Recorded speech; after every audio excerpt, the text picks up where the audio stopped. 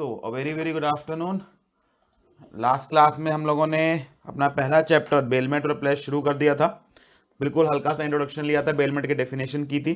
बाकी major class जो हमारी गई थी वो हमने डिस्कस किया था कि हमारा सिलेबस क्या रहेगा। हमने अदर लॉज और कॉर्पोरेट लॉ का पूरा एक बार सिलेबस हल्का सा आइडिया ले लिया था क्या है। उसके बाद हमने एग्जाम पैटर्न के बारे में बात की थी।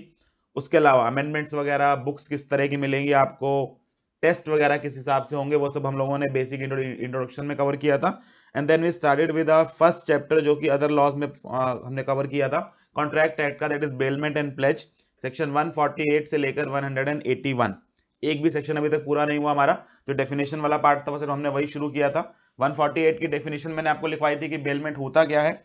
बेलमेंट क्या होता है? एक ऐसा कॉन्ट्रैक्ट जहां पर वन पार्टी, जिसको हम बेलर बुलाते हैं, वो डिलीवरी करता है गुड्स की टू अनदर पार्टी, जिसको हम बेली बुलाते हैं। ये जो गुड्स की डिलीवरी होती है ये एक पर्टिकुलर पर्पस के लिए होती है, और इस कंडीशन, इस कॉन्ट्रैक्ट के ऊपर होती है कि जब ये पर्पस अकम्प्लिश हो जाएगा, जब ये पर्पस फुलफिल हो जाएगा, तो या तो ये गुड्स रिटर्न कर दिए जाएंगे, ये रिटर्न जो हो सकता है ये सेम फॉर्म में हो सकता है, ऑल्टर फॉर्म में हो सकता है, दोनों के एग्जांपल लिए कल हमने। या सर कई बार ये रिटर्न नहीं किया जाता, कई बार ये डिस्पोज ऑफ कर दिया जाता है according to the direction of the person delivering them. तो दोनों चीजें हो सकती हैं, गुड्स वापस भी रिटर्न किए जा सकते हैं, या जो बेलर है उसकी डायरेक्शंस के हिसाब से अगर गुड्स के साथ कुछ किया जाए, उसकी डायरेक्शंस के हिसाब से गुड्स को डिस्पोज ऑफ किया जाए, तो उसको भी हमने बेलमेंट की कैटेगरी में डाला था। कई एग्जांपल लिए थे हमने कि कर सर कार मैकेनिक को पास रिपेयर में देना, गोल्ड चेन पॉलिशिंग के लिए देना, कोई आपका गाड़ी बोरो करके ले जाता है, या इवन आप समझे किसी से किराए पर भी गाड़ी ली जाती है, जिसको आप हायरिंग कहते हैं, वो भी आपका बेलमेंट के एग्जांपल में आ जाएगा। उसके बाद सर हमने देखा था कि डिफरेंट फॉर्म हो सकती है, जहां आपने फैब्रिक वाला एग्जांपल दिया, ग्रेन्स वाला एग्जांपल दिया, और हमने डिस्पोज ऑफ वाला एग्जांपल भी साथ में कवर किया था। उसके अलावा हमने देखा था, एक लास्ट में हमने बात टच की थी कि अगर ये जो बेलमेंट है ये एक स्पेसिफिक पर्पस के लिए होती है, वो स्पेसिफिक पर्पस क्या था? As security for repayment of debt या परफॉर्मेंस ऑफ प्रॉमिस। जहां हमने गोल्ड लोन का एग्जांपल लिया था कि आप गोल्ड रख के उसके अगेंस्ट एक लोन ले आते हैं और गोल्ड एज सिक्योरिटी रख के आते हैं फॉर रीपेमेंट ऑफ डेट या फॉर परफॉर्मेंस ऑफ प्रॉमिस। तो उस केस के अंदर हम इसको क्या बोलेंगे? हम इसको प्लेज के एग्जांपल बोलेंगे। यानी कि जो प्लेज है वो एक स्पेसिफिक काइंड ऑफ बेलमेंट हो जाती है, जो हमारा कवर था सेक्शन 172 में। डेफिनेशन अभी हमने कवर नहीं की थी प्लेज का, क्योंकि प्लेज हमने पूरा डिटेल में कवर करना है, लेकिन मैंने यहीं पर आपको आइडिया दे दिया था कि जो प्लेज है वो एक स्पेसिफिक काइंड ऑफ बेलमेंट है, जहां पर एक स्पेसिफिक पर्पस होता है, और वो स्पेसिफिक पर्पस क्या होता है? Security for repayment of debt या परफॉर्मेंस ऑफ प्रॉमिस। अच्छा, उसके बाद हमने इनका नाम दिया था कि जो ये पर्सन है प्लेज के केस में इसको प्लेजर बुलाया जाएगा, प्लेजी बुलाया जाएगा, या इसको हम पोनर या पोनी भी बुला सकते हैं। बाकी बेलर और बेली की पोजीशन तो ये रखता ही रखता है। इसके अलावा एक आधा एग्जांपल मैंने लास्ट क्लास में कवर नहीं किया था, मैं भी आपको कवर करता हूं। मान लीजिए एग्जांपल और लेते हैं, जिसको हम बोलते हैं सेफ कस्टडी का एग्जांपल। सेफ कस्टडी कि अगर आप अपने गुड्स किसी के यहां सेफ कस्टडी के लिए रख जाते हैं। मान लीजिए बेटा एक पर्सन ए है, इन्होंने कहीं बाहर घूमने वगैरह जाना है, किसी ट्रिप पे जाना है, जिसकी वजह से इनका घर काफी दिन खाली पड़ा रहेगा, और इनके पास कुछ गोल्ड पड़ा था जो ये अपने फ्रेंड या अपने बी किसी रिलेटिव के यहाँ रख गए सेफ कस्टडी के लिए, कि जब तक मैं वापस नहीं आता आप इसको अपने पास संभाल के रखिए, जब मैं आऊंगा तो मैं आपसे वापस ले लूंगा। क्या मैं इस ट्रांजेक्शन को भी बेलमेंट का एग्जाम्पल बोल सकता हूं? बिल्कुल सर, ये भी बेलमेंट का एग्जांपल है, जहां पर आपने गुड्स डिलीवर किए हैं दूसरे पर्सन को एक पर्टिकुलर पर्पस के लिए, और वो पर्पस यहां पर क्या हो जाएगा?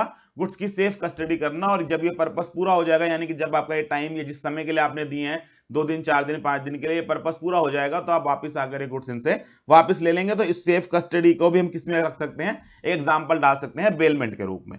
अच्छा, आज हम बात आगे बढ़ाते हैं। हमने डेफिनेशन के अब एक एक वर्ड के बारे में बात करनी है। पहली बात जो हम करने जा रहे हैं वो है कि हमने बात करी कि बेलमेंट के केस में there has to be a delivery of goods by one person to another. आज हम बात करेंगे कि ये डिलीवरी किस किस तरह की हो सकती है। ये जो डिलीवरी है, लॉ कहता है, सेक्शन 149 कहता है कि ये जो डिलीवरी है, ये डिलीवरी 2 तरह की एक्चुअली हो सकती है। It can be an actual delivery और it can be a constructive delivery. It can be an actual delivery और कंस्ट्रक्टिव डिलीवरी, और ये बात हमारा सेक्शन 149 बोलता है। सर ये बात हम सेल्स ऑफ गुड्स एक्ट में भी पढ़ के आए थे, वहां भी हमारे पास एक पूरा डिलीवरी का टॉपिक था, और डिलीवरी के बारे में हमने डिटेल में पढ़ा था कि सर डिलीवरी, वहां हमने प्रैक्टिकली पढ़ा था कि 3 तरह की होती है। एक एक्चुअल डिलीवरी होती है, एक हमने बात की थी कंस्ट्रक्टिव डिलीवरी, या इसको हमने बात की थी डिलीवरी बाय अटॉर्नमेंट, और तीसरा हमने नाम दिया था सिंबलिक डिलीवरी होती है। वहां भी अगर आपको याद हो तो एक सेक्शन था, सेक्शन 33, शायद आपको याद हो, सेल्स ऑफ गुड्स एक्ट का। तो उसके अंदर ये बात लिखी गई थी, वहां भी एक्चुअल में ये शब्द नहीं लिखे गए थे कि डिलीवरी एक्चुअल होती है कंस्ट्रक्टिव होती है, वहां भी उन्होंने यही बोला था कि कोई भी ऐसा एक्ट जिससे गुड्स की पोसेशन सामने वाले को दे दी जाती है उसको डिलीवरी बोला जा सकता है। सेम, बिल्कुल सेम बात इन्होंने 149 ऑफ इंडियन कॉन्ट्रैक्ट एक्ट के अंदर लिखी हुई है। वो कहते हैं जब हम कहते हैं कि गुड्स की डिलीवरी होनी चाहिए, तो ये डिलीवरी में वो तरीका तो ऑब्वियसली आएगा ही जो अभी तक आप देखते आ रहे थे कि सर हम सामने वाले को गोल्ड दे आए, उसको कार रिपेयर के लिए दे आए, उसको गोल्ड चेन रिपेयर के लिए पॉलिशिंग के लिए दे आए, ये तो एग्जांपल थे ही थे एक्चुअल डिलीवरी के। There can be certain example जहां शायद एक्चुअल डिलीवरी ना की गई हो, you do something which has the effect of putting the goods in the possession of intended bailey, जहां पर कुछ ऐसा एक्ट होता है जिसका नेट कॉन्सिक्वेंस ये निकलता है कि हाँ हमने जो गुड्स हैं उसकी पोसेशन सामने वाले को दे दी। तो पहले तो ये एग्जैक्ट लैंग्वेज देखते हैं कि 149 कहता क्या है। तो 149 की लैंग्वेज में मैं यहीं पर नोट डाउन करा रहा हूं, देखो मैं थोड़ा पेन का कलर चेंज कर लेता हूं ताकि क्लियरली दिखे। हाँ जी, तो 149 कहता क्या है? 149 कहता है जी डिलीवरी तब होती है, या डिलीवरी किसको बोलते हैं? Delivery is doing anything, it is doing anything which has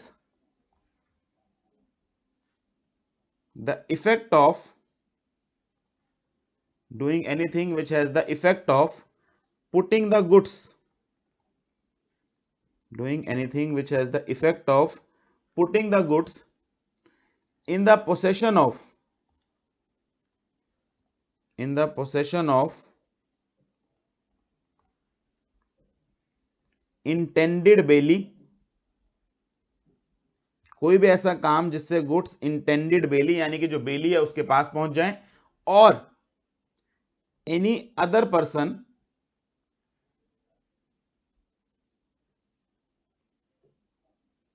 और any person authorised, any other person authorised to hold them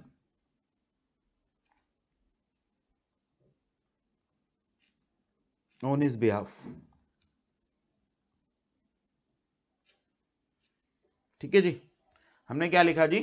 delivery किसको बोलते हैं? डिलीवरी 149 ने कोई शब्द इस्तेमाल नहीं किया, 149 ने लैंग्वेज क्या लिखी? Delivery is done by doing anything which has the effect of putting the goods in the possession of intended bailee, या इंटेंडेड बेली के बिहाफ पर कोई एजेंट अगर काम कर रहा है तो आप उसके तक अगर गुड्स पहुंचा देते हैं तो ये कहा जाएगा कि हाँ डिलीवरी हो गई। तो सर इसके अंदर किस तरह के एग्जाम्पल आएंगे?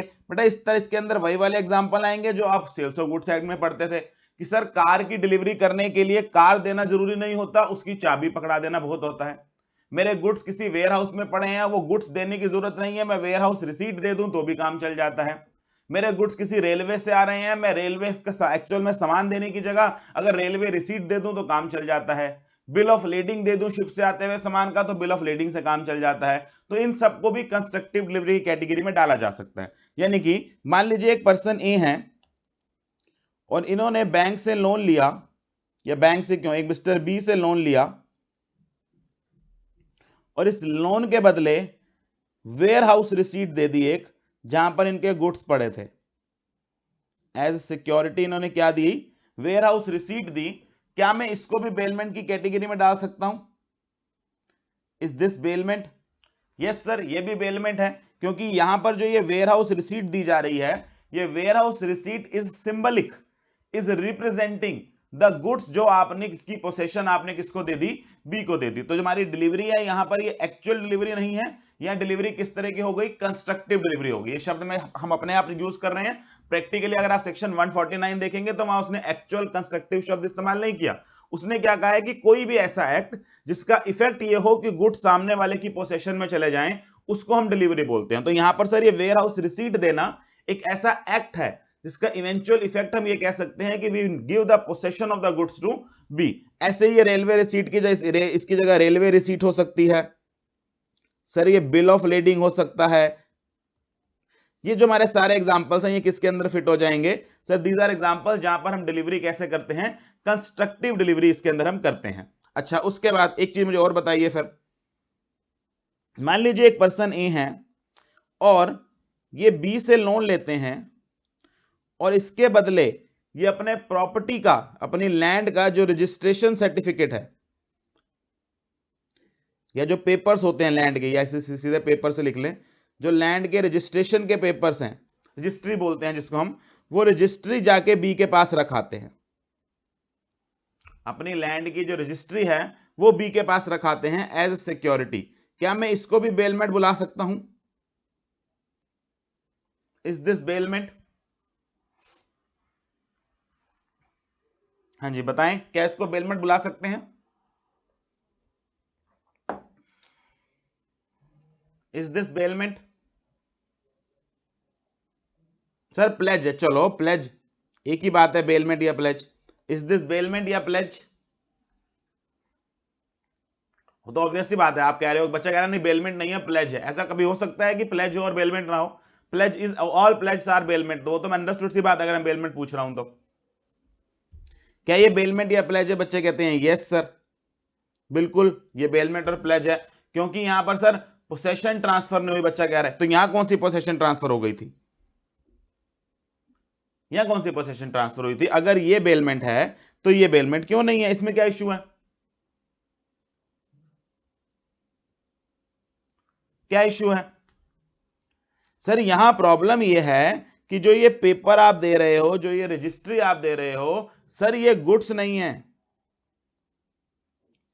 ये गुड्स की कैटेगरी में नहीं आते। ये इशू है यहाँ, क्योंकि हम लोग पोसेशन से आगे बढ़ के अब मैं सेकंड एलिमेंट पर आ गया कि आपको डिलीवरी किसकी करनी है? आपको गुड्स की डिलीवरी करनी है।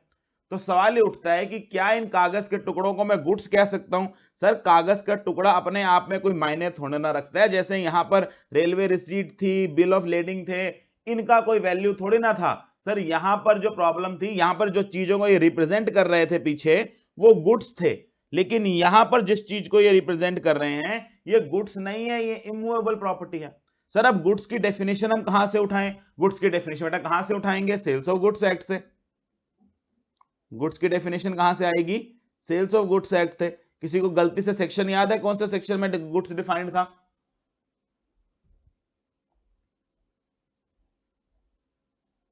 हाँ जी बताएं, किसी को सेल्स ऑफ गुड्स एक्ट का एक सेक्शन याद है कि गुड्स कहां डिफाइंड थे?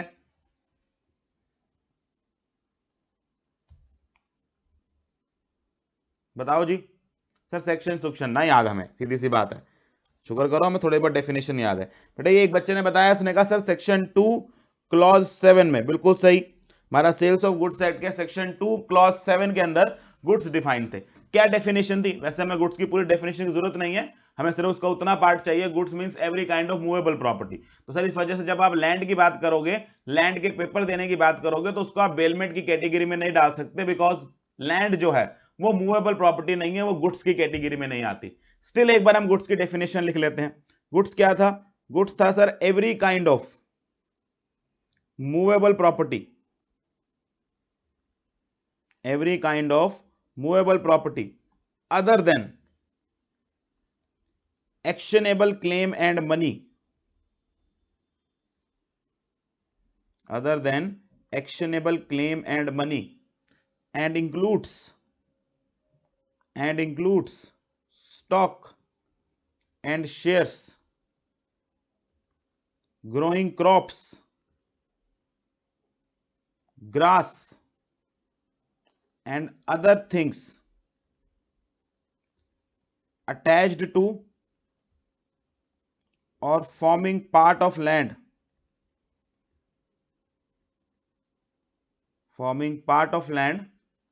which are agreed to be severed before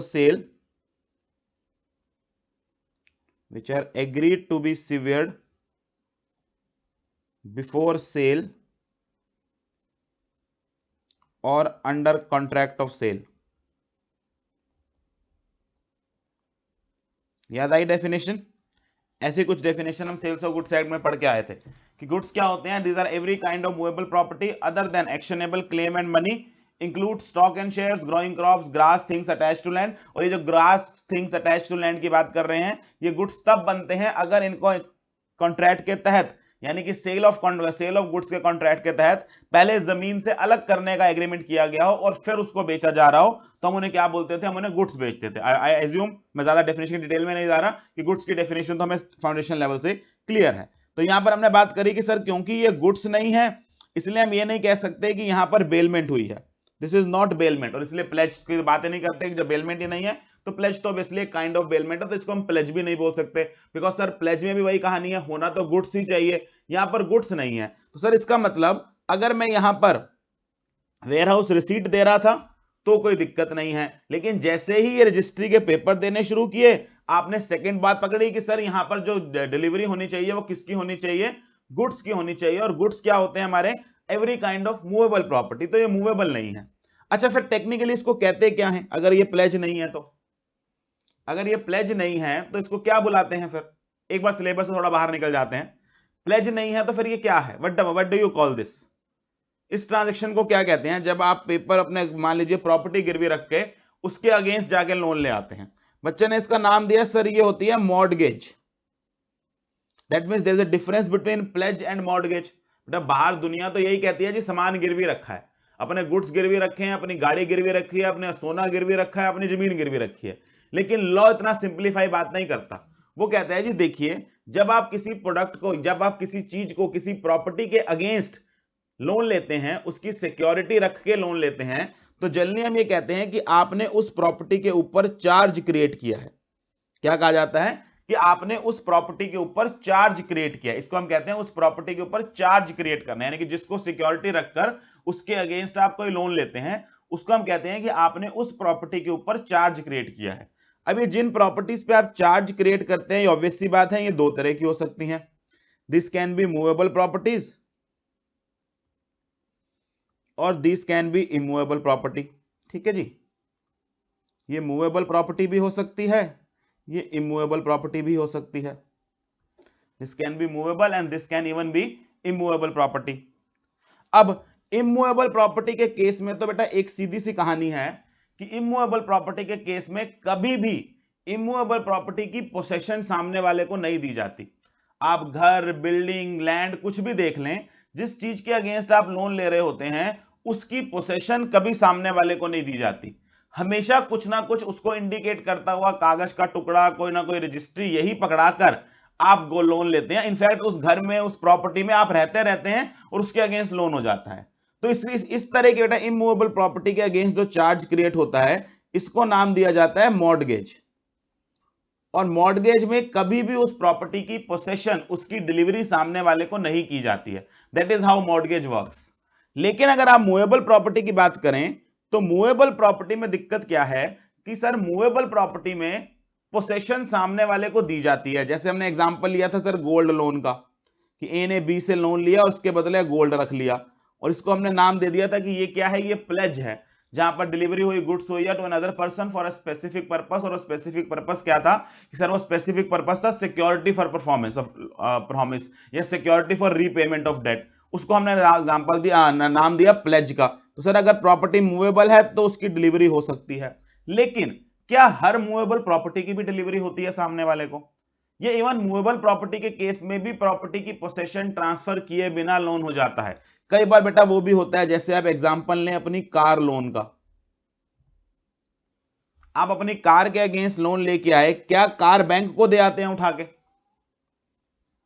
क्या कार उठा के बैंक को दे आते हैं? नहीं सर, कार तो हम यूज करते रहते हैं, लेकिन कार के अगेंस्ट लोन हो जाता है। तो क्या मैं इसको प्लेज की कैटेगरी में डाल सकता हूं? क्या मैं कह सकता हूं कि कार लोन एक प्लेज है? टेक्निकली देखा जाए तो क्या मैं कह सकता हूं कार लोन एक प्लेज है? क्या आपने कार की डिलीवरी सामने वाले को दी है स्पेसिफिक पर्पस के लिए? नहीं सर, यहां पोसेशन तो ट्रांसफर नहीं हुई, हम खुद ही कार को इस्तेमाल किए चले जा रहे हैं और इसकी पोसेशन सामने वाले को नहीं दी।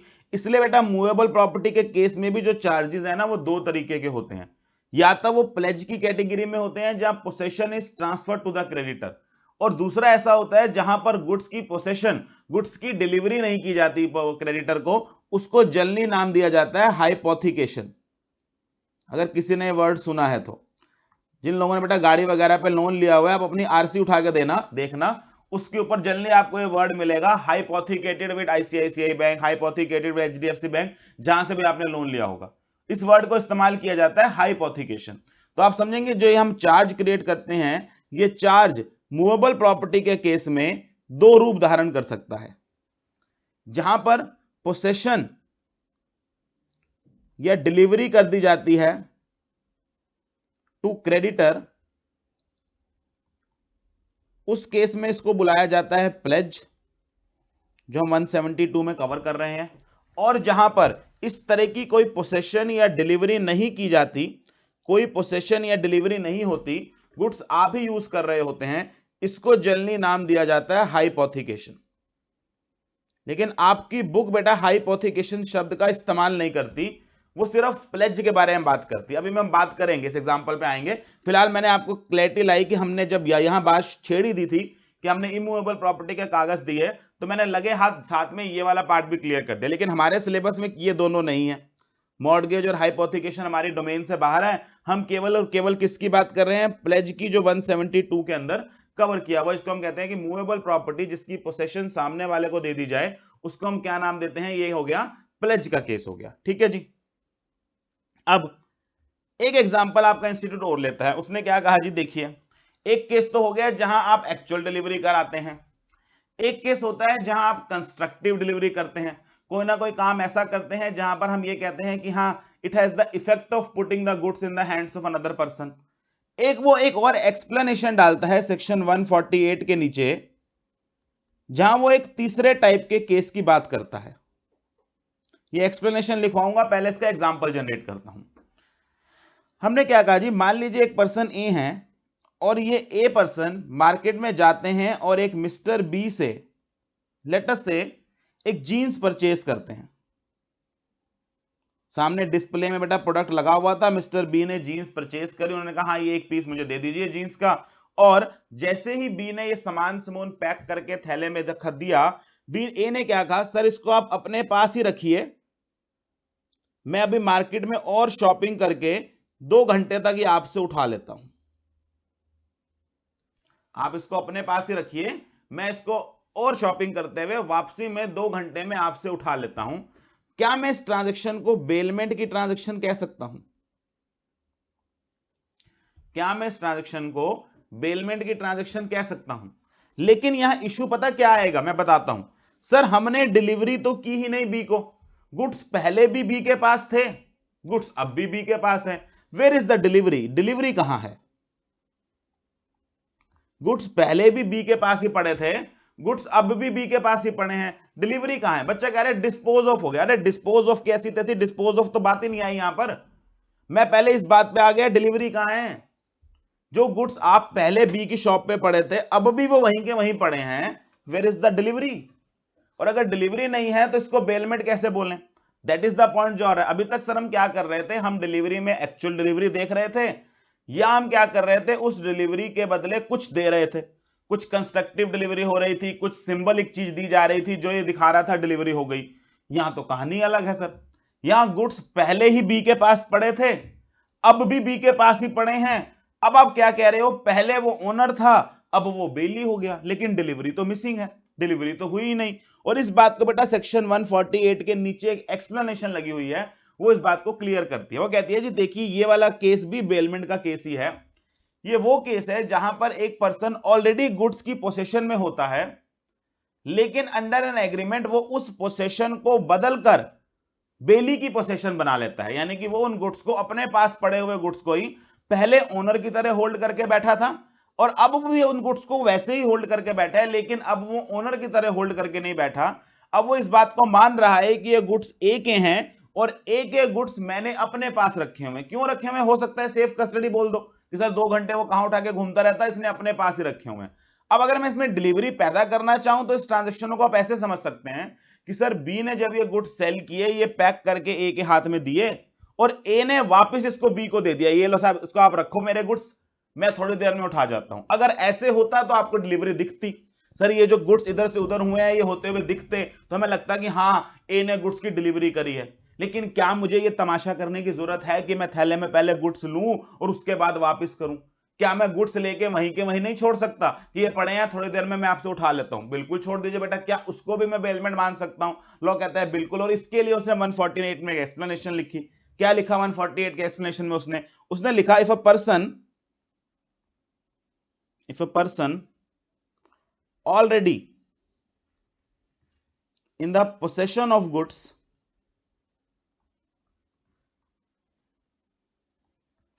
if a person already in the possession of goods of another contracts to hold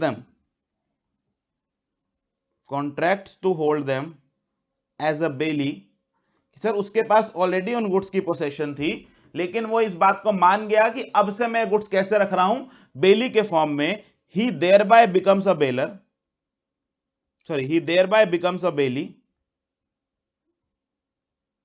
वो जैसे इस बात को मानता है वो बेली बन जाता है, and the owner becomes the bailor of such good, and the owner becomes the bailor of such goods, although he may not have delivered the any goods by way of bailment. तो sir कायदे से यहां पर कोई delivery हुई तो नहीं है, गुड्स पहले भी वहीं पड़े थे, गुड्स अब भी वहीं पड़े हैं, लेकिन एक पर्सन जो गुड्स की पोसेशन में पहले से था, अब वो इस बात को मान रहा है कि मैं उस गुड्स की पोसेशन में अब बेली के रूप में हूं, तो भले ही फिर डिलीवरी नहीं हुई है तब भी हम इसको क्या मानेंगे, बेलमेंट मानेंगे। तो आप समझेंगे हम कहानी को कहां से लाते लाते कहां तक ले आए। पहले हमने बात शुरू करी कि भैया एक्चुअल डिलीवरी होनी चाहिए, फिर हमने कहा चलो कोई बात नहीं एक्चुअल डिलीवरी ना हो, कंस्ट्रक्टिव भी हो तो भी चलेगा। फिर हमने 148 की जब एक्सप्लेनेशन करी, उसने तो बात को और आगे बढ़ा दिया, उसने कहा कि ऐसा हो सकता है कि क्या पता डिलीवरी हुई ही ना हो, क्या पता एक्चुअल में गुड्स पहले ही सामने वाले पर्सन के पास पड़े थे, बस अब उसने इतना कॉन्ट्रैक्ट कर लिया, उसने इतना एक्नॉलेज कर लिया कि ठीक है पहले मैं ओनरशिप किसी और का, पहले मैं पोसेशन किसी और कैपेसिटी में लेके बैठा था, आज से ये पोसेशन में अब आपके बेली के रूप में लेके बैठा हूं, लो कहता है इसको भी बेलमेंट मान लीजिए। तो हमने ये एक्सप्लेनेशन भी कवर करी। तो हमने पहले बात करी कि डिलीवरी क्या होती है 149 से, बीच में गुड्स वाली बात भी हम कवर करके आए, और उसके बाद हम आगे स्टॉप बाबा बात के ऊपर जहां हमने 148 की जो एक्सप्लेनेशन है, ये एक्सप्लेनेशन भी हमने साथ में कवर कर ली। अच्छा, अब एक आपके बुक में एग्जांपल दिया हुआ है, उस एग्जांपल से मुझे तकलीफ क्या है कि आपके इंस्टीट्यूट ने एक कंसेप्ट को, जिसको हम हाइपोथिकेशन का कंसेप्ट कहते हैं, उस हाइपोथिकेशन के कंसेप्ट को क्योंकि कवर नहीं किया बुक में, उसने इसका एग्जांपल प्लेज के हिसाब से दिया। और इंस्टीट्यूट में इंस्टीट्यूट बहुत बारे क्वेश्चन पूछता है। क्वेश्चन है क्या? क्वेश्चन है कि मान लीजिए बेटा एक पर्सन ए थे,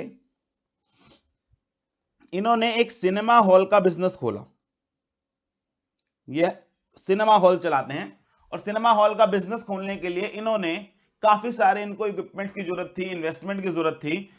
सर सिनेमा हॉल में कैसे इक्विपमेंट्स लगते होंगे बेटा? प्रोजेक्टर्स लगते हैं, बड़े बड़े स्पीकर्स लगते हैं, बड़ी सी स्क्रीन लगती है सामने, दुनिया जमाने की चेयर्स वगैरह वहां लगानी पड़ती हैं, पूरा हॉल बनाना पड़ता है, तो अच्छी खासी इन्वेस्टमेंट है सिनेमा हॉल खोलने के लिए।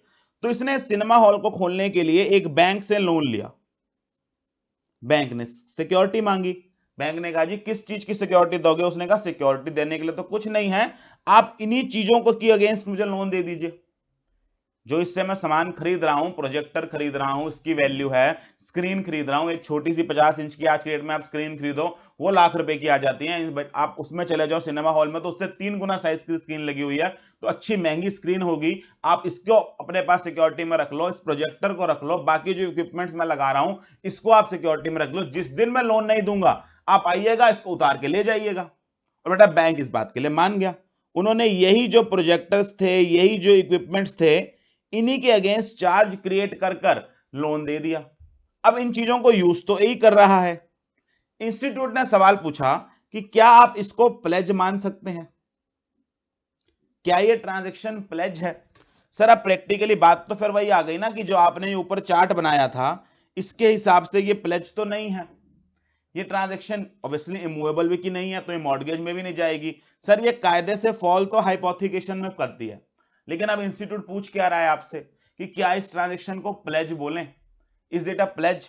अब बेटा इंस्टीट्यूट क्योंकि हाइपोथिकेशन नाम की चीज आपकी बुक में टच नहीं करता, वो इस ट्रांजैक्शन को भी क्या बोलता है, वो कहता है जी बिल्कुल ये भी प्लेज है। और इंस्टीट्यूट बहुत बार क्वेश्चन पूछता है इसके ऊपर, वो क्या कहता है, वो कहता है जी ये भी प्लेज है। मैंने कहा ये भी प्लेज है, कैसे?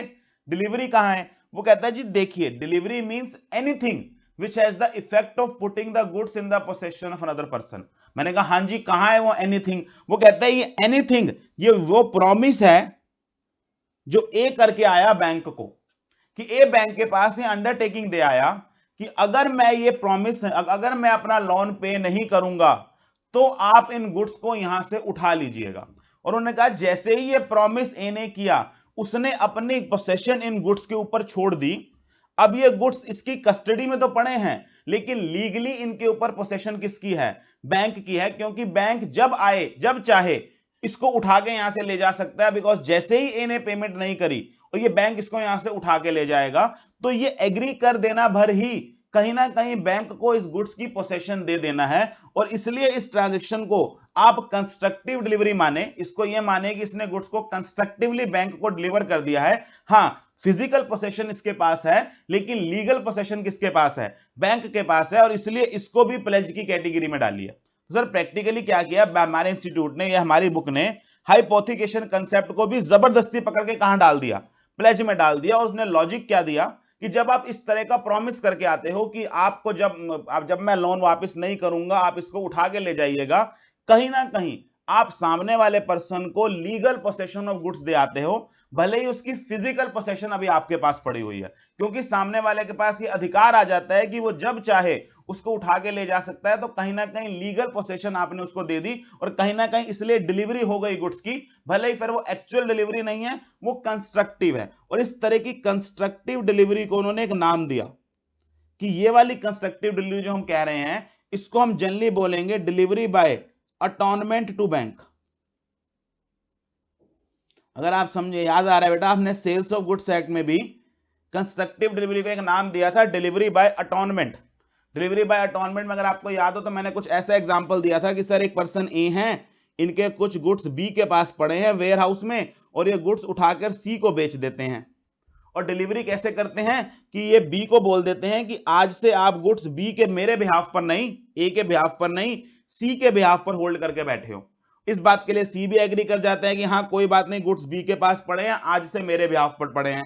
और बी भी इस बात के लिए मान जाता है कि ठीक है ये साहब, आज से आपके लिए नहीं, मैं सी के लिए गुड्स रख के बैठा हूं। तो हम ये मान देते थे this is delivery by अटॉर्नमेंट।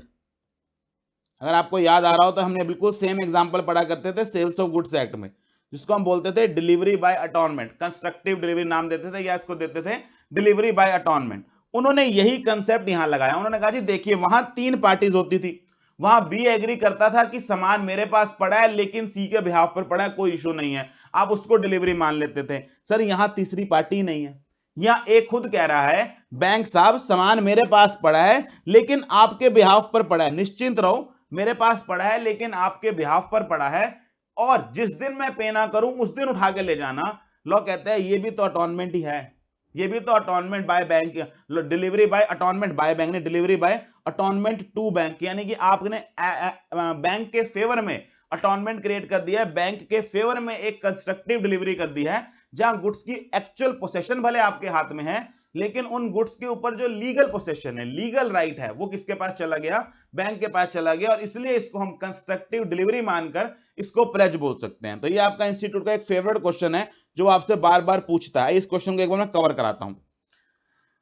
Books का मैंने पीडीएफ दे रखा है, जिन लोगों ने डाउनलोड नहीं किया हुआ है वो लोग यहीं से देख लें। पेपर में कई बार आता है question. A, the bailor pledges cinema projectors and other accessories with cine association cooperative bank limited, एक बैंक है, the bailee for loan. A request the bank to allow the pledge goods to remain in his possession and promises to hold the same in trust for the bailee and also further promises to hand over the possession of the same to bank whenever demanded। हमने उसने कहा जी आप मेरे पास ही छोड़ दो possession, ये मान के चलो मैंने आपके ट्रस्ट में रखे हुए हैं गुड्स, और जिस दिन मैं आपको पैसा ना दूं आप ये गुड्स उठा के ले जाइएगा। Examining the provisions of Indian Contract 1872, decide whether a valid contract of pledge has been made between A the bailor and bank the bailey। आइए जरा इसके आंसर देखें। The problem as asked in the question is based on the provisions of Indian Contract Act 1872 as contained in section 149, which is delivery to bailey or the pledgee। The section provides that the delivery of the goods to the bailey may be made by actual or constructive delivery और by delivery to attornment to bank. मैंने question के हिसाब से ये वाली बात भी जोड़ दी। इनफैक्ट बेटा सेक्शन 49 तो लैंग्वेज इस तरह की इस्तेमाल करता है, which has the effect of putting anything. तो हमने कहा जी वो एक्चुअल हो सकती है, कंस्ट्रक्टिव हो सकती है, इवन अब अटॉनमेंट भी हो सकती है। इन सच अ केस, फिर मैंने इस अटॉनमेंट को एक्सप्लेन किया। In such a case there is a change in the legal character of possession of goods though not in the actual और फिजिकल कस्टडी। मैंने कहा लीगल पोसेशन बदलती है, एक्चुअल कस्टडी नहीं बदलती।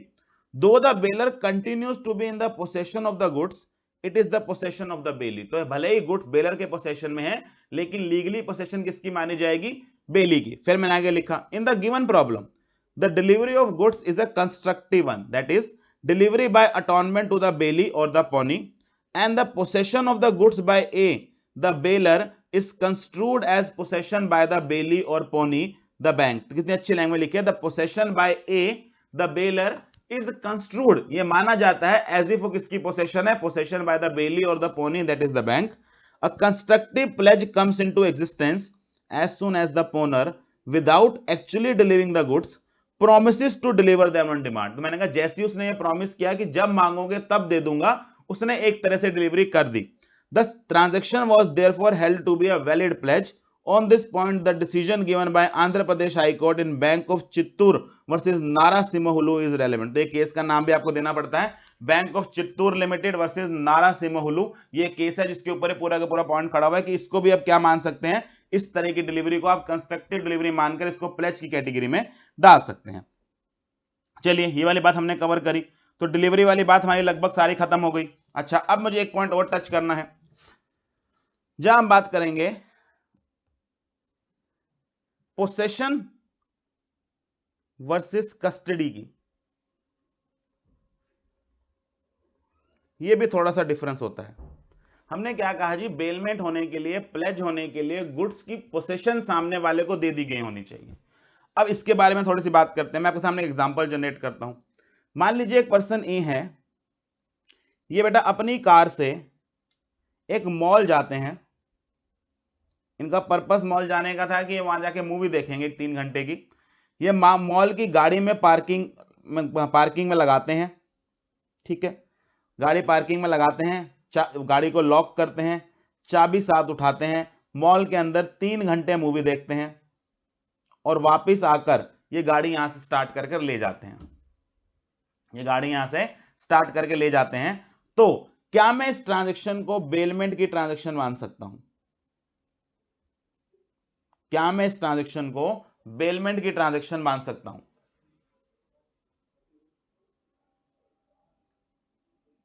क्या मैं इस ट्रांजैक्शन को बेलमेंट की ट्रांजैक्शन मान सकता हूं?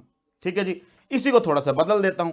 मान लीजिए बेटा यही ए पर्सन है, ये मॉल में गए, मूवी देखने के हिसाब से गए, पार्किंग में पहुंचे, जैसे ही गाड़ी में से निकलने लगे, इनको ना ऑफिस से एक फोन आ गया।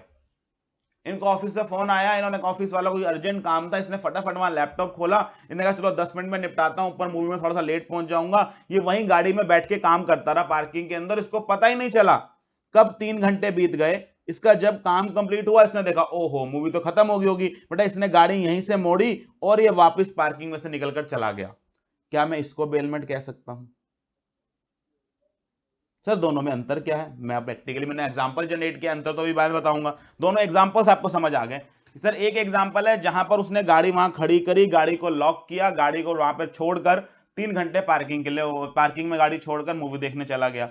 एक वो था कि वो वहीं उसी स्पेस के ऊपर, पैसे तो इसने यहां भी दिए होंगे पार्किंग के, पैसे तो इसने यहां भी दिए होंगे पार्किंग के, यहां पर ये गाड़ी में बैठा रहा और गाड़ी में बैठे बैठे इसने 3 घंटे वहां काम किया और 3 घंटे बाद गाड़ी निकाल कर चला गया वहां से।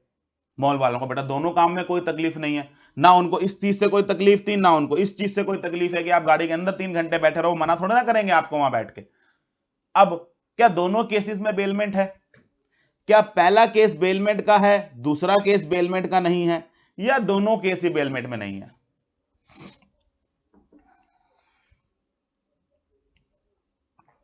बताएं जी,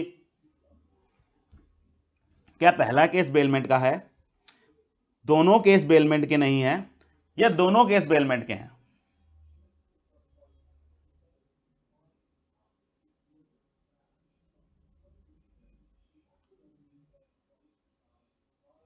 बताएं। ज्यादातर बच्चों का यह कहना है कि सर ये वाली बेलमेंट है, ये वाली बेलमेंट नहीं है, ये वाली बेलमेंट है, ये वाली बेलमेंट नहीं है। मुझे बेटा फिर दोनों में अंतर समझा दो। अगर पहली बेलमेंट है और दूसरी बेलमेंट नहीं है तो क्या वो डिफरेंस है जो आपको पहला बेलमेंट बनाने पे मजबूर कर रहा है और दूसरा बेलमेंट के लिए मजबूर नहीं कर रहा? सर पर्पस, मैंने मूवी नहीं देखी ना सर, मैंने मूवी नहीं देखी, बस यही एक पर्पस है जो इसको बेलमेंट बना देता है और इसको बेलमेंट नहीं बना देता। बेटा यहां पर गाड़ी खड़ा करना, मूवी देखना हमारा पर्पस था। पार्किंग में जब गाड़ी खड़ी करते हो तो मूवी देखना पर्पस होता है उसके लिए। आप ऊपर जाके चेक करते हो कि वो आगे देखते हैं, आप पार्क मूवी देख रहे हो कि वैसे भटक रहे हो 3 घंटे। इसमें मूवी कहां से बीच में आ गई? गाड़ी को पार्किंग में लगाने का पर्पस बेटा गाड़ी खड़ा करना होता है वहां पर। उसको खड़ा करके फिर आप वहां से मूवी देखो, 3 घंटे में पूरा का पूरा मॉल घूमते रहो, ऊपर जाके चक्कर मार के वापस आ जाओ। उन्हें कोई लेना देना नहीं आप मूवी देखने गए थे कि नहीं। तो आप उस मूवी को जस्ट हाथ के जोड़ के बैठ गए इसको कि मूवी नहीं देखी मैंने इसलिए बेलमेंट नहीं हुई। बताएं सर इस केस में और इस केस में अंतर क्या है? बेटा मेरे नजर में कोई अंतर नहीं है, दोनों ही एक हैं। यहां पर आपने गाड़ी को लॉक किया, 3 घंटे गाड़ी वहीं खड़ी रही, आप गए ऊपर से घूम के मूवी देखकर जो भी करके खुदा ना जाने क्या करके वापस आए, 3 घंटे बाद वो आप गाड़ी उठा के ले गए। यहां भी मॉल वालों के लिए तो आपने यही किया, सर आप 3 घंटे से पार्किंग में थे, अब आप गाड़ी में बैठे हुए थे, नहीं बैठे हो तो हमें कोई लेना देना नहीं, आप बाहर आए, आपने 3 घंटे का किराया दिया और चले गए। तो सवाल ये उठता है कि क्या इन दोनों केसेस में मैं ये कह सकता हूं कि बेलमेंट हुई है? और ये इस बात पे खड़ा होगा, क्या इन दोनों केसेस में मैं ये कह सकता हूं कि पार्किंग वाले को आपने गुड्स की पोसेशन दी है?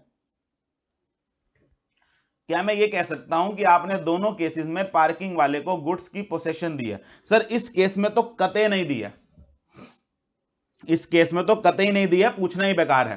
क्योंकि हाँ सर मैं गाड़ी के अंदर, खुद गाड़ी के अंदर बैठा हुआ हूं तो पोसेशन मॉल वाले के पास कैसे चली गई?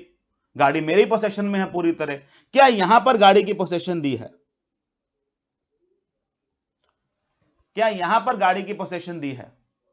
जब आपने ये कहा जी गाड़ी आपने बंद करी और गाड़ी को लॉक किया और चले गए यहां से, क्या गाड़ी की पोसेशन आपने पार्किंग वाले को दे दी? लॉ कहता है नहीं, आपने गाड़ी की पोसेशन अभी भी पार्किंग वाले को नहीं दी, क्योंकि इस गाड़ी के ऊपर अभी भी पूरी तरह से कंट्रोल आपका है, क्योंकि वो गाड़ी को लॉक करके बेटा वो चाबी अभी भी आपके हाथ में है। खुदा ना खास्ता इस गाड़ी की पार्किंग में कोई तकलीफ हो जाती है, कोई पानी की लीकेज हो जाती है, कोई आग लग जाती है, क्या मॉल वाला चाहकर भी इस गाड़ी को 1 इंच हिला सकता है वहां से? क्या इसको इधर से उधर कर सकता है? क्या इस गाड़ी के ऊपर उसका कोई भी कंट्रोल है?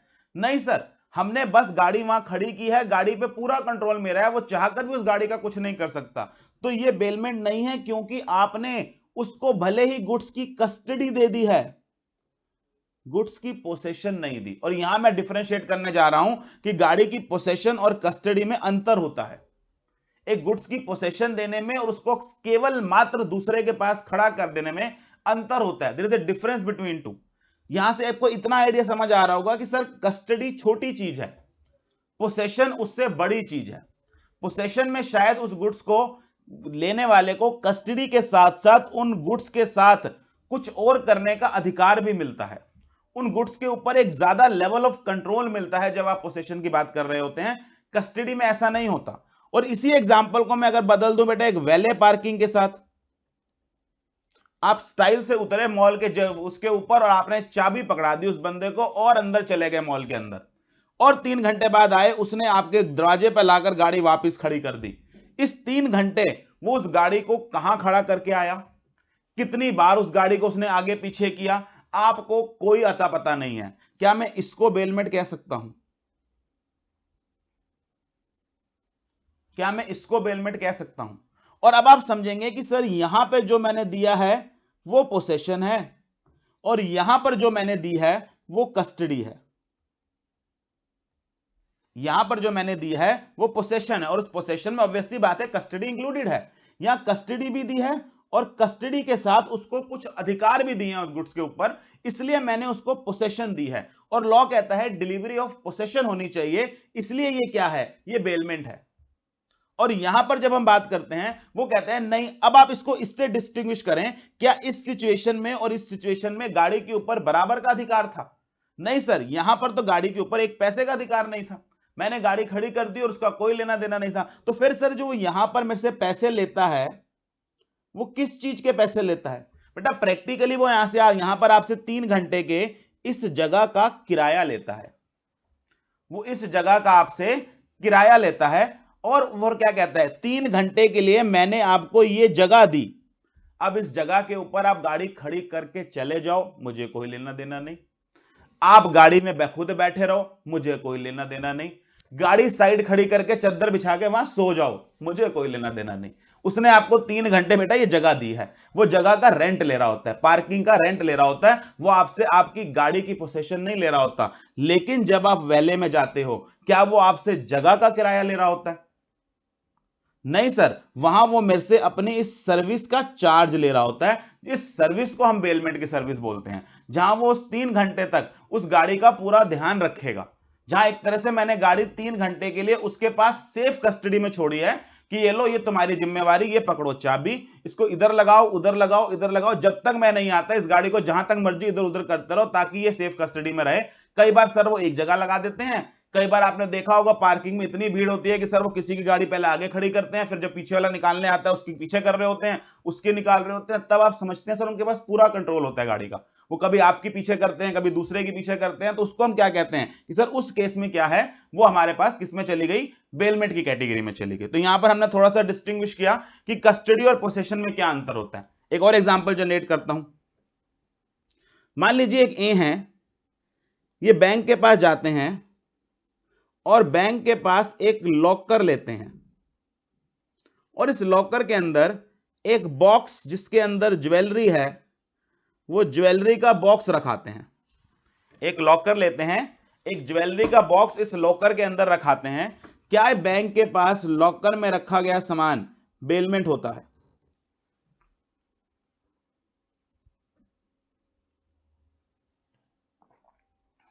हाँ जी,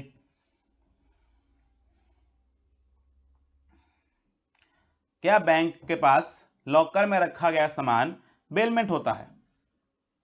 अब फिर वही सवाल उठता है, सर क्या बैंक का इस लॉकर में रखे हुए सामान के ऊपर किसी तरह का कंट्रोल होता है, या वो केवल और केवल कस्टडी होती है? फिर वही सवाल उठेगा कि सर पोसेशन आई है यहां या नहीं आई है। पहले तो मुझे यह बताओ बेटा, बैंक को क्या पता होता है आपके लॉकर के अंदर क्या रखा हुआ है? क्या बैंक को पता होता है आपके लॉकर के अंदर क्या रखा हुआ है? नहीं सर, जब उसको यही नहीं पता आपके लॉकर के अंदर क्या रखा हुआ है, तो फिर किस बात की बेलमेंट? कंट्रोल तो बहुत दूर की बात है, उसको तो ये तक नहीं मालूम आपका लॉकर खाली है कि भरा हुआ है। आपने उसके अंदर सोना रखा हुआ है, चांदी रखी हुई है, कागज रखे हुए हैं, प्रॉपर्टी के पेपर रखे हुए हैं, या कुछ भी नहीं रखा हुआ है, उसको क्या पता? तो सर जनरली होता क्या है, बैंक में एक प्रोसीजर होता है कि वो एक चाबी हमें दे देते हैं, कंट्रोल पूरा हमारे पास रहता है। हाँ, जब हमें वहां खोलने जाना होता है तो बस बैंक का इतना होता है कि वो आकर एक पर्सन अपनी चाबी लगाता है, और इससे पहले आप लॉकर खोलो, जल्दी कभी बैंक जाइएगा, इससे पहले आप लॉकर खोलो वो एम्प्लॉय वहां से चला जाता है, उसको कोई लेना देना नहीं होता, वो बस आता है अपनी चाबी घुमाता है। जनरली लोग उसके सामने अपनी चाबी घुमा के खोलते भी नहीं, वो बताना भी नहीं चाहते बैंक वाले को क्या रखा हुआ है, और बैंक वाले का कोई इंटरेस्ट भी नहीं होता, वो अपना चाबी लगाता है और मुड़ के वापस चला जाता है, उसको कोई लेना देना नहीं है आपने क्या रखा हुआ है। तो सर यहां पर भी प्रैक्टिकली बैंक जो मुझे दे रहा है वो क्या दे रहा है, वो सिर्फ ये स्पेस, ये छोटा सा स्पेस मुझे किराए पे दे रहा है, और इसलिए जनरली आपने देखा होगा इसके लिए वर्ड क्या यूज किया जाता है, लॉकर रेंट। ये भी कुछ नहीं है बेटा, एक किराए पे जगह लेने का एग्रीमेंट है। दिस इज नॉट बेलमेंट, ये बेलमेंट नहीं है, क्योंकि अगेन यहां पर कस्टडी दे दी गई है गुड्स की, लेकिन पोसेशन मिसिंग है, पोसेशन नहीं दी। तो आपके इंस्टीट्यूट ने हल्का सा इस पॉइंट को टच किया हुआ है कि देयर कैन बी केसेस जहां गुड्स की केवल और केवल कस्टडी जाए, लेकिन पोसेशन सामने वाले के पास ना जाए, तो ऐसे केसेस को बेलमेंट नहीं माना जाता। उसके एग्जांपल्स मैंने जनरेट किए। एक एग्जांपल और जनरेट करता हूं। मान लीजिए एक पर्सन ए है, और ये बैंक में अपने सेविंग्स अकाउंट के अंदर, बैंक में अपने सेविंग्स अकाउंट के अंदर कैश जमा करके आते हैं, बैंक में अपने सेविंग्स अकाउंट के अंदर कैश जमा करके आते हैं, क्या ये बेलमेंट है?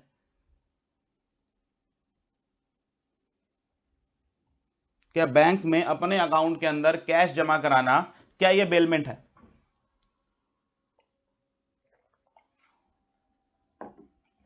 बताइए।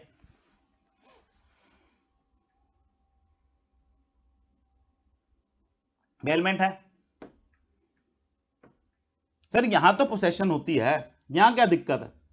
यहां तो बैंक को बिल्कुल पता है, पूरा कंट्रोल है उन पैसों के ऊपर उसका, आपका। यहां तो बेलमेंट होनी चाहिए। बताइए, रीजन बताइए नो का। अगर जो नो लिख रहे हैं मुझे रीजन बताओ भैया, क्यों नहीं है ये बेलमेंट? सर यहां पर बाद में पहुंचना, पहले इस बात को पकड़ो ना, आप जमा क्या करा रहे हो? आप कैश जमा करा रहे हो, और ये मनी है, दिस इज मनी। और मनी गुड्स नहीं होता। पहले एक और से आपका पहले पड़ गया सर, तो ये तो बात ही खत्म हो गई सर। यहां पर तो बेलमेंट की बात ही नहीं करते, बच्चा कह रहा है कंट्रोल नहीं होता बैंक का। तो भाई तुम कंट्रोल तक तो तब पहुंचोगे ना, पहले ये तो साबित कर दो कि आप गुड्स दे के आए हो। यहां तो सर गुड्स ही नहीं दिए, यहां तो और बड़ी कहानी है कि कैश जमा कराना है बैंक के अंदर, और बच्चा जल्दी पेपर में यही करता है। अगर ये एग्जांपल मैं ना टच करूं ना क्लास में, मैं लिख के दे सकता हूं, 80% बच्चा ना वहां पोसेशन कस्टडी ज्ञान बांट रहा होता है उसको बैठ के। मैं तेरे को समझाता हूं पोसेशन क्या होता है और कस्टडी क्या होता है। आप इस बात को भूल जाते हैं कि डील किस चीज में हो रहा है, कैश में हो रहा है। इसलिए आप देखेंगे अभी तक जितने भी मैंने एग्जांपल लिए, मैंने कहीं कैश को हाथ नहीं लगाया। मैंने सारे एग्जांपल किस लिए दिया? आप गोल्ड रख के आ रहे हो, आपके घर में ज्वेलरी है, आप ज्वेलरी रख के आ रहे हो, क्योंकि मुझे यह भी इंश्योर करना है कि जो चीज आप रख के आ रहे हो वो गुड्स हो। अगर वो गुड्स नहीं है तो बात खत्म। अच्छा, 1 मिनट के लिए, क्योंकि आपका सीए का पेपर है, वो कुछ भी पूछ सकता है, वो कह दे मान लीजिए 1 मिनट के लिए मनी गुड्स होता है। क्योंकि बेटा आप समझे, आज से 1 साल पहले तक तो आप मनी को गुड्स ही मानते थे। ये तो सेल ऑफ गुड्स की डेफिनेशन आ गई, इसलिए आपने मनी को उठा के गुड्स से बाहर कर दिया। 1 मिनट के लिए मान लीजिए मनी गुड्स है, क्या ये अब बेलमेंट है? क्या ये अब बेलमेंट है? अब मैं आपसे बाकी चीजें चेक करवा रहा हूं, उस चीज को साइड रखिए। हाँ जी, क्या ये अब बेलमेंट है? और अगर अब भी बेलमेंट नहीं है तो मुझे कारण बताइए फिर कि अब बेलमेंट क्यों नहीं है।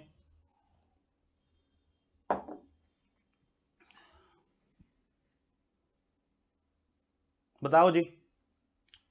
जो नो वाले हैं मुझे रीजन बता दो, यस वाले तो बेटा जिंदगी उनकी संतुष्ट है, वो कहते हैं छोड़ो हर चीज का आंसर यस लिखो और ऐसे में रीजन नहीं देना होता। हाँ जी बताओ,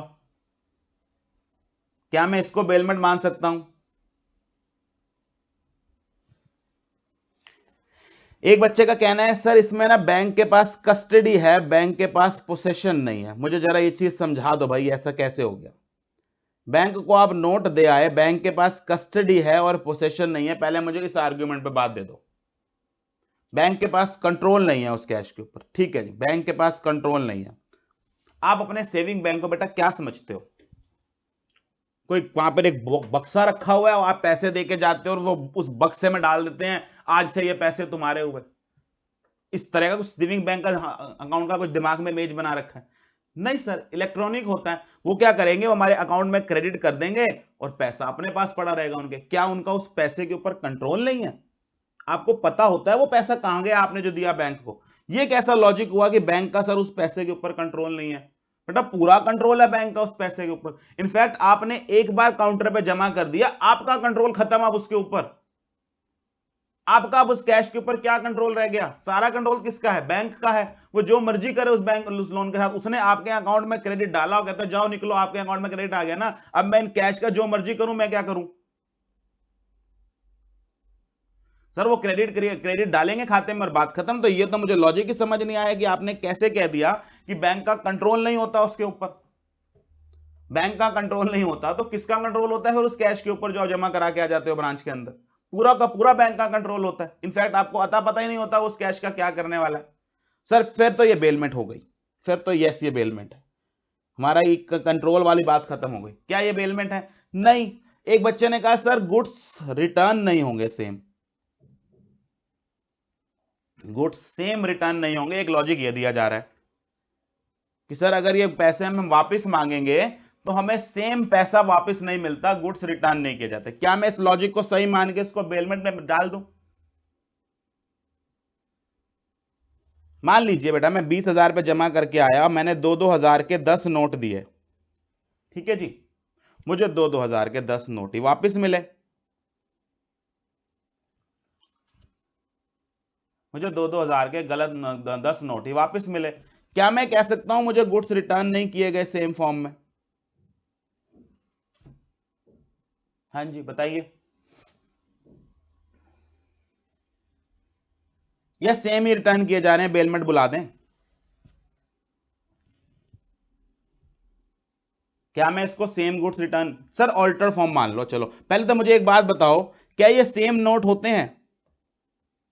क्या जो आप पैसा वापस करके अगले मिनट ही वापस लो, क्या सेम नोट वापस मिलते हैं बैंक से? नहीं सर, सेम नोट तो कभी नहीं मिलने वाले, ये तो हमें अंडरस्टूड है कि गुड्स तो बदलेंगे। अब क्या मैं इसको ऑल्टर्ड फॉर्म बुला सकता हूं? क्या मैं इसको ऑल्टर्ड फॉर्म बुला लूं? यही एक सवाल घूम फिर के अंत में आप रहेगा ना, क्या मैं इस 2000 के इन नोटों के बदले 2000 के दूसरे नोट मिल जाने को ऑल्टर्ड फॉर्म बुला लूं? अगर तो ये ऑल्टर्ड है तो बेटा सेम गुड्स रिटर्न हो रहे हैं इन ऑल्टर्ड फॉर्म, ये बेलमेंट है। और अगर आप इसको ऑल्टर्ड नहीं मान रहे हो तो फिर उस केस में बात अलग बनती है। जो 2000 में तो बच्चा और कंफ्यूज हो रहा है, मैंने कहा लो भाई 500-500 के नोट आ गए वापस, उसने मुझे 500-500 के 40 नोट पकड़ा दिए वापसी में, क्या मैं इनको ऑल्टर्ड फॉर्म मान लूं? तो जो बच्चे बेटा हाँ बोल रहे थे वो कहां विलुप्त हो गए हैं मेरे चैट में से? अब मुझे बच्चा ही नहीं दिख रहे, वो हाँ वाले गायब से ही हो जाते हैं। एक तो मुझे स्टूडेंट्स के साथ, जो लॉ के स्टूडेंट्स हैं इनके साथ समस्या ये होती है, इनका कोई स्ट्रिक्ट आंसर नहीं होता, ये ऐसे आंसर बदलते हैं चुटकी में, खड़े खड़े ऑन द, कहते हैं ऑन द स्पॉट। कहां गए वो यस वाले भैया? यस वाले मुझे आके आंसर दो ना कि क्या ये सेम फॉर्म है। चैट वैसे मैं पुरानी पलट सकता हूं, मैं नाम ढूंढ लूंगा उस बच्चे का जिसने जिन्होंने लाइन से यस बोला था, वो मुझे पता है उनमें से कईयों ने आंसर बदल दिया अगले 1 मिनट के अंदर अंदर, वो नो हो चुका है। लेकिन मुझे रीजन बता दें भैया, क्या आपको ये बात समझ आ रही है कि ये सेम फॉर्म है कि नहीं है, ये ऑल्टर्ड फॉर्म है कि नहीं है? सर ये गुड सेम नहीं है, ये तो वही बात होगी कि एक आदमी को आपने अपनी एक इनोवा दी और उसने दूसरी इनोवा वापस कर दी, मैंने कहा सेम ही वैल्यू की तो है, ले लेना, क्या इशू है? ले ले, फिर इशू क्या है? जब आप इसकी बदले बेटा ये नहीं लेते तो फिर ये और ये सेम गुड्स कैसे हो गए? ये 2000 के 10 नोट के बदले दूसरे 2000 के 10 नोट लेने, सेम नोट सेम कैसे हो गए? और यहां तो सर कहीं से सेम नहीं लग रहे, ऑल्टर्ड फॉर्म भी नहीं बुलाया जा सकता इसको। ऐसे तो फिर ऑल्टर्ड फॉर्म में आप ये भी कह सकते हो कि एक बड़ी गाड़ी दी थी 18 लाख रुपए की, उसने सर 6-6 लाख की ना 3 छोटी गाड़ी वापस कर दी, किसी 6-6 लाख की 3 गाड़ी वापस कर दी। जब आप यहां पर इसको ऑल्टर्ड बोल सकते हो तो फिर उसको भी ऑल्टर्ड बोल दो, उसमें क्या तकलीफ है?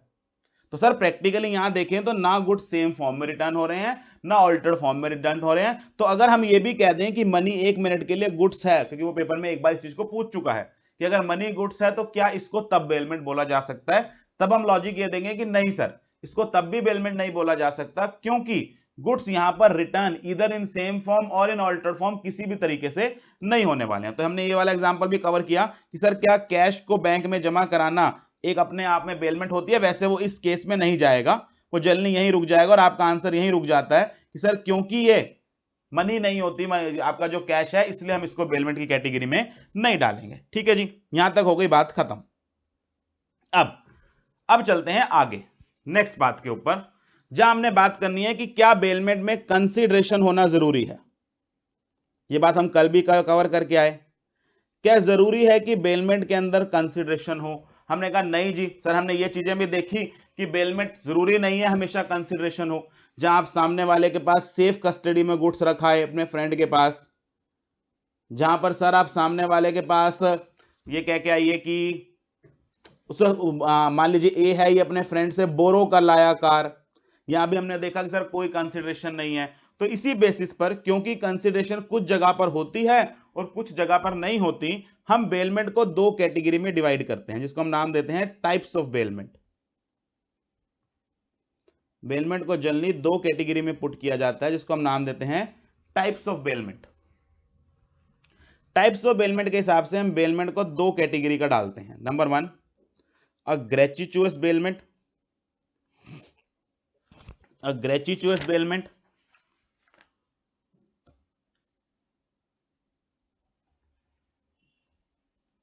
and a non-gratuitous bailment.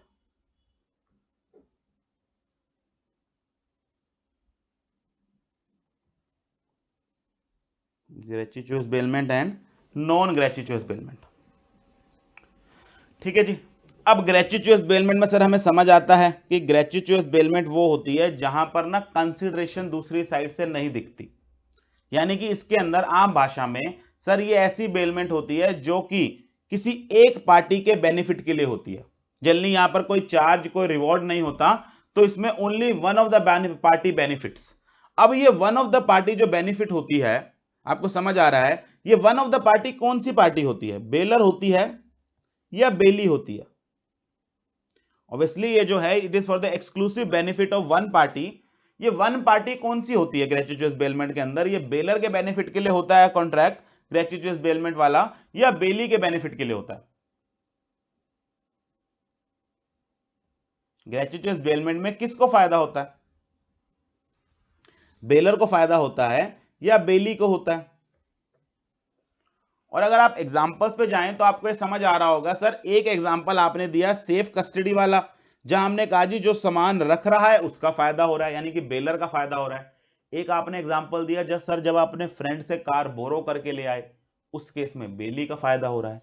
तो सर ग्रेचुइटस बेलमेंट में ये भी कोई फिक्स रूल नहीं है, हमें यह समझ आ रहा है कि किसी एक का फायदा होता है, लेकिन वो एक कौन हो सकता है उसके बारे में कोई फिक्स्ड रूल नहीं है। और इसलिए हम ग्रेचुइटस बेलमेंट को दो पार्ट्स में डिवाइड कर लेते हैं।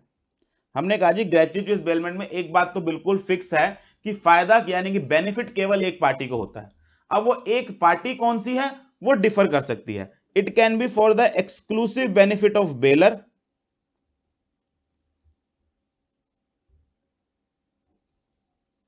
It can be for the exclusive benefit of bailor, या ग्रेचुइटस बेलमेंट हो सकती है for the exclusive benefit of bailee.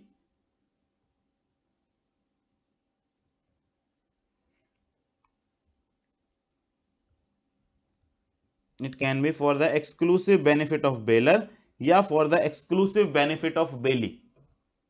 दोनों के एग्जांपल देख लेते हैं। सर अगर एक्सक्लूसिव बेनिफिट ऑफ बेलर की बात करें तो ऑब्वियसली यहां गुड्स को सेफ कस्टडी में रखना इज एन एग्जांपल।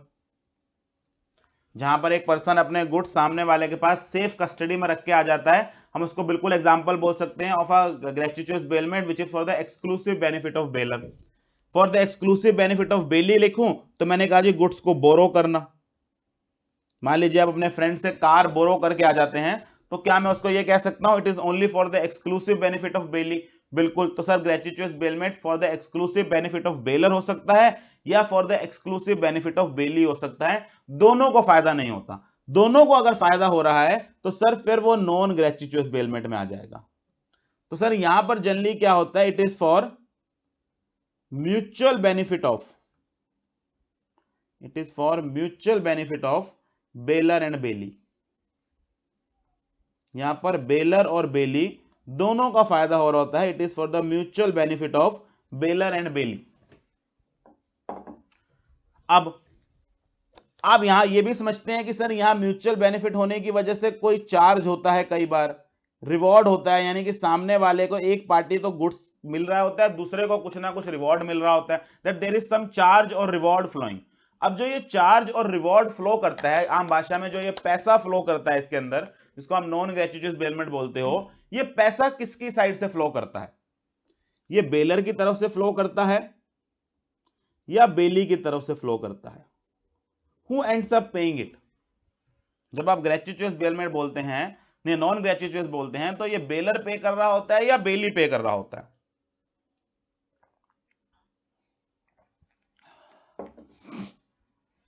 बताएं जी।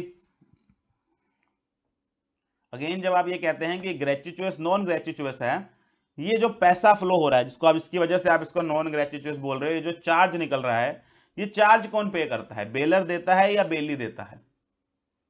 सर यहां भी दोनों हो सकते हैं। हम टेलर के पास क्लोथ दे के आए, हम गाड़ी पार्किंग में खड़ी करके आए, चार्ज भी हमने ही दिया, तो प्रैक्टिकली सर बेलर ही दे रहा है। यानी कि बेलर जो है वो गुड्स भी दे रहा है सामने वाले को, और उन गुड्स के ऊपर क्योंकि सामने वाला कोई सर्विस देगा वो उसका चार्ज भी देता है साथ में। ठीक है जी। तो हमने कहा जी यहाँ पे जो चार्ज फ्लो हो रहा है वो बेलर की तरफ से हो रहा है, लेकिन क्या बेली की तरफ से भी चार्ज हो सकता है? बिल्कुल बेटा। आप गाड़ी किराए पर लेके आए, सामने वाले ने आपको गाड़ी दी, उसके बदले आपने किराया पे किया। जब अपने फ्रेंड से बोरो करके आ रहे थे तो फॉर एक्सक्लूसिव बेनिफिट ऑफ बेली था, यहां आपके इकलौते बेनिफिट के लिए नहीं था, आपने उसके बदले सामने वाले को रेंट भी दिया। जूम कार से आप कार लेके आए, आपने उस 2 घंटे के लिए, 4 घंटे के लिए, 6 घंटे के लिए जो गाड़ी ली उसका किराया भरा। क्या मैं कह सकता हूं इस केस में बेली ने चार्ज पे किया? बिल्कुल। तो जब हम कहते हैं कि नॉन ग्रेच्युटस बेलमेंट है, ऑब्वियसली दोनों का बेनिफिट हो रहा होता है, और जो ये चार्ज फ्लो हो रहा होता है, ये चार्ज बेलर की तरफ से भी फ्लो हो सकता है, ये चार्ज बेली की तरफ से भी फ्लो हो सकता है। तो ये वाली बात भी हमने यहां कवर करी, जिसमें हमने टाइप्स ऑफ बेलमेंट नाम से इस टॉपिक को डाला यहां पर, कि जो बेलमेंट है वो दो तरह की हो सकती है। It can be gratuitous bailment, जिसमें हम डाल सकते हैं उसको for the exclusive benefit of bailor या for the exclusive benefit of bailee. और नॉन ग्रेच्युटस बेलमेंट के अंदर हमने देखा कि दोनों के बेनिफिट के लिए, दोनों का इसमें बेनिफिट होता है, बेलर का भी और बेली का भी, और जो ये चार्ज फ्लो होता है ये दोनों में से किसी की तरफ से भी फ्लो हो सकता है। तो चलिए, लगभग मोटा मोटा हमने सारा बात जो डेफिनेशन का डिटेल था वो हमने कवर कर लिया। आइए एक बार इसको ऊपर ऊपर से बुक में से देख लें फटाफट, ये कोई पॉइंट रह तो नहीं गया। सबसे पहले हमने बात करी बेलमेंट होता क्या है, सेक्शन 148 डिफाइन करता है। हमने कहा जी bailment is a delivery of goods by one person to another for some purpose upon a contract that when the purpose is accomplished the goods shall be returned और disposed of according to the direction of the person delivery दें। ये होगा बेटा आपका MCQ का सवाल। The word bailment has been derived from the French word bailler which means to deliver. Bailment literally means handing over, जो person deliver कर रहा होता है उसको बेलर बोला जाता है, जिस पर्सन को डिलीवरी की जाती है उसको बेली बोला जाता है। और ये मैंने नीचे वो एक्सप्लेनेशन जो थी आपको लिखवा दी। If a person already in possession of the goods of another contracts to hold them as bailee, he thereby becomes the bailey and the owner of the goods become the bailor although they may not have been delivered by way of bailment। और उसके बाद मैंने कुछ example दे दिया कि sir इसमें furniture higher करना, goods higher करना, टेलर को कपड़े देना, वॉच देना रिपेयर के लिए, स्कूटर देना, सेफ कस्टडी के लिए गुड्स देना, ये सब एग्जांपल्स हैं बेलमेंट के। इसी में से हम डेफिनेशन में एसेंशियल निकाल लेते हैं। कई बार वो थ्योरी पूछ लेता है कि बेलमेंट के एसेंशियल्स बता दो। हमने कहा जी सबसे पहली बात तो बेलमेंट एक कॉन्ट्रैक्ट है, तो यहाँ वही offer, acceptance, capacity to contract, वो सब बातें पूरी होंगी ही होंगी। डिलीवरी ऑफ गुड्स होनी चाहिए, डिलीवरी में हमने 149 बताया कि पहली बात तो गुड्स की डिलीवरी होनी चाहिए, तो मूवेबल गुड्स होने चाहिए, और सेकेंडली वो डिलीवरी एक्चुअल हो सकती है, कंस्ट्रक्टिव हो सकती है, किसी स्पेसिफिक पर्पस के लिए होनी चाहिए, वो पर्पस आप दुनिया जमाने के पर्पस बता सकते हैं। फिर हमने बात की कि जब जब डिलीवरी होती है वहां पर गुड्स की पोसेशन चेंज होती है, ओनरशिप चेंज नहीं होती। गुड्स की ओनरशिप कभी भी डिलीवरी बेलमेंट में चेंज नहीं होती है। तो हमने वो वाली बात लिखी, it does not lead to any change in the ownership. जो बेलर है वो कंटिन्यू करता है गुड्स के ओनर के लिए, ओनरशिप में कोई चेंज नहीं आता। जो सामने वाले के पर्सन है उसको पोसेशन दे दी जाती है फॉर अ पर्टिकुलर पर्पस। और फाइनली ये गुड्स, जब ये पर्पस कंप्लीट हो जाता है, ये गुड्स रिटर्न कर दिए जाते हैं। ये रिटर्न सेम फॉर्म में हो सकते हैं या ऑल्टर्ड फॉर्म में हो सकते हैं। कई बार गुड्स रिटर्न नहीं होते हैं सर, उस केस में वो डिस्पोज ऑफ कर दिए जाते हैं according to the direction of person delivering them. तो इसी डेफिनेशन के टुकड़े करके हमने क्या निकाल लिया, एसेंशियल निकाल लिया। जनरली इस तरह का थ्योरी क्वेश्चन कम आता है, बट यू नेवर नो, आपका इंस्टीट्यूट कई बार पूछ सकता है, but are the essentials of bailment, तो आप छोड़ नहीं सकते। ठीक है जी। फिर हमने बात किया हाउ डिलीवरी इफेक्टेड, 149 पूरा का पूरा मैंने बताया। सेम लैंग्वेज लिखी, by doing anything which has the effect of putting the goods in the possession of intended bailee और any person authorised to hold in his behalf. और इस लैंग्वेज से हमने निकाल लिया कि ये एक्चुअल हो सकती है या ये कंस्ट्रक्टिव डिलीवरी हो सकती है। दोनों के एग्जांपल मैंने यहां पर दे दिए।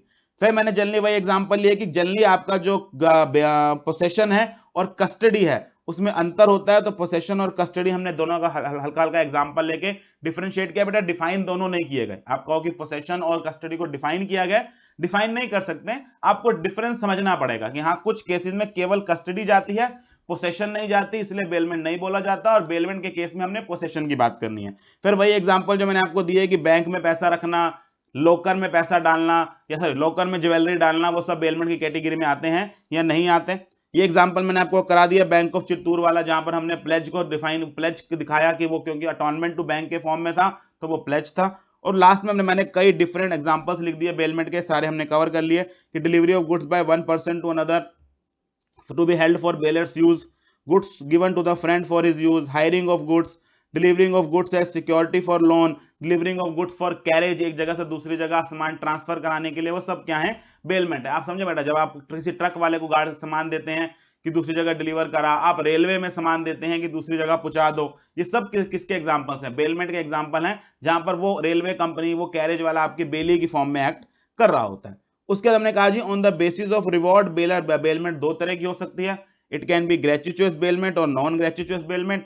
ग्रेचुइटस बेलमेंट वो होती है for the exclusive benefit of bailor भी हो सकती है, for the exclusive benefit of bailee भी हो सकती है, और नॉन ग्रेचुइटस के अंदर both the parties get some benefit, यानी कि बोथ बेलर और बेली दोनों को कुछ ना कुछ बेनिफिट हो इसमें दिए जाते हैं। In case of non gratuitous bailment some charges are paid, और वो बेली भी पे कर सकता है, वो बेलर भी पे कर सकता है। It can be either by bailee और can be by the bailor. तो ये बात भी हमने यहाँ पे कंप्लीट करी, वही चीज जो मैंने बनाई थी ये चार्ट के फॉर्म में हमने कवर कर ली। तो यहां पर बेटा हमारे मोटा मोटा अगर हम देखें तो सिर्फ दो सेक्शन कवर हुए, सेक्शन 148 और 149, जहां डेफिनेशन और डिलीवरी वाली बात हमने टच करी।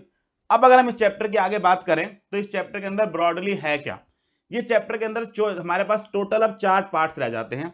वो 4 पार्ट्स क्या हैं, हमने कवर कर रहे हैं duties of bailor and duties of belly, ठीक है जी, और साथ में हमें कवर करने हैं राइट्स ऑफ बेलर और राइट्स ऑफ बेली। तो एक तो आप समझेंगे ये एक दूसरे से ओवरलैप करेंगे, यानी कि जो ड्यूटीज ऑफ बेलर होंगे वो राइट्स ऑफ बेली बनेंगे, जो ड्यूटीज ऑफ बेली होंगी वो राइट्स ऑफ बेलर बनेंगे। हाँ, एक आधा पॉइंट को एडिशनल आ जाए तो आ जाए, अदरवाइज अगर आप एक की ड्यूटीज पढ़ लेते हैं तो मेजरली वही जाके क्या बनते हैं, दूसरे के राइट्स बन जाते हैं। और ऐसे ही एक की अगर आप इसकी ड्यूटी पढ़ लेंगे तो उधर से उसके जो राइट्स है वो कवर हो जाएंगे। तो मेजर हमारा जो चैप्टर है वो अब इन 4 पार्ट्स में बटा हुआ है। आगे हमें ड्यूटीज ऑफ बेलर पढ़ने हैं, ड्यूटीज ऑफ बेली पढ़ने हैं। तो मेनली तो हमारा इसी को पढ़ते ही मेजर पार्ट से खत्म हो जाएगा कि हमारे राइट्स ऑफ बेलर और राइट्स ऑफ बेली दोनों निपट जाएंगे। तो फिलहाल आज मैं अभी यहीं रुकूंगा, नेक्स्ट क्लास से हम लोग कंटिन्यू करेंगे ड्यूटीज ऑफ बेलर के साथ, क्योंकि टॉपिक बहुत लंबा है तो मैं खत्म नहीं करा पाऊंगा इस क्लास के अंदर। इट टेक्स अराउंड 1 आवर, पूरा 1 घंटा ले जाता है। और ज्यादातर जो आपको क्वेश्चंस मिलेंगे इस चैप्टर में से वो ड्यूटीज ऑफ बेलर या ड्यूटीज ऑफ बेली वाले टॉपिक से ही मिलेंगे। इसके बाद सेम उन्होंने प्लेज के बारे में बोला है, वो प्लेज पढ़ाते हैं, और फिर वही duties of pledger, duties of pledgee, या duties of pawnor, duties of pawnee, और राइट्स ऑफ पोनर और राइट्स ऑफ पोनी, तो उसको 4 में बांटा हुआ है। तो कंपैरेटिवली आप समझेंगे जो क्वेश्चन आता है वो आपको समझ आएगा कि बेलमेंट और प्लेज की डेफिनेशन तो समझने के लिए थी, इसमें से क्वेश्चन आने की उम्मीद जनरली कम होती है। क्वेश्चन जनरली आपको ड्यूटीज ऑफ बेलर या ड्यूटीज ऑफ बेली या ड्यूटीज ऑफ पोनर और ड्यूटीज ऑफ पोनी में से मिलेंगे। हाँ, एक उसका फेवरेट क्वेश्चन है, वो बेलमेंट और प्लेज में डिफरेंस पूछ लेता है, वो सारा का सारा चैप्टर छोड़ देता है और लास्ट में एक क्वेश्चन दिया हुआ है इसमें बेलमेंट और प्लेज को डिफरेंशिएट कर दीजिए। तो एक बार जब हम पूरा चैप्टर पढ़ लेंगे आपको डिफरेंस बड़ा आसान लगेंगे, हाँ डिफरेंस हमने निकाल लिए। तो हम सब नेक्स्ट क्लास से कंटिन्यू करते हैं। आज मैं यहीं पर रोक रहा हूं कि हमने डेफिनेशन पूरी की पूरी कवर कर ली है पूरे डिटेल में। कोई डाउट हो तो बताएं डेफिनेशन में, बाकी हम नेक्स्ट क्लास से कंटिन्यू करेंगे।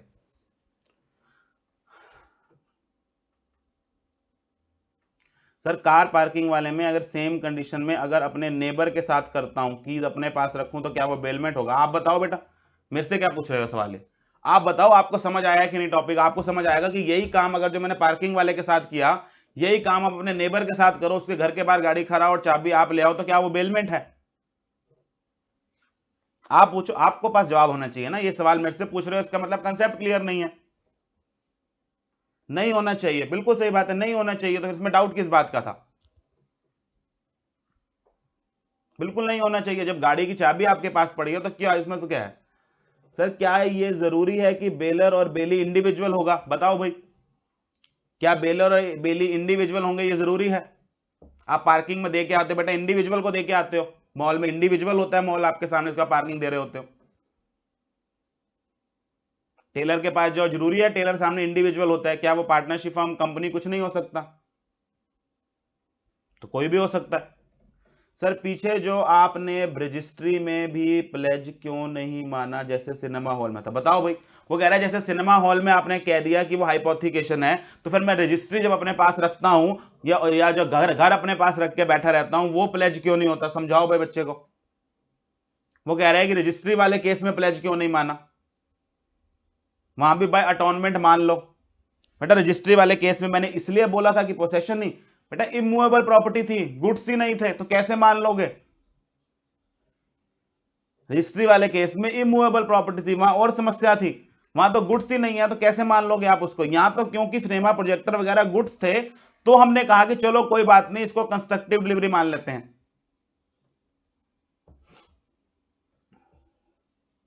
और कोई डाउट?